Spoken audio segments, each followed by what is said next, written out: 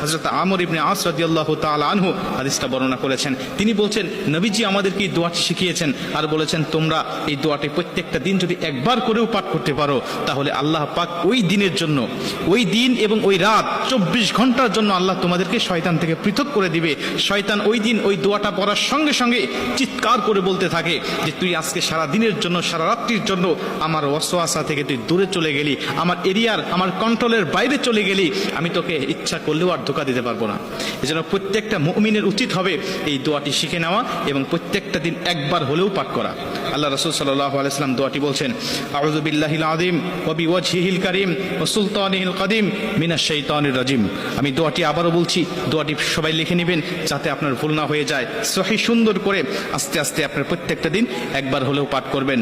আউযু বিল্লাহিল আযীম ওয়া বিওয়াজহিল কারীম ওয়া সুলতানিহিল কাদিম মিনাশ শাইতানির রাজিম।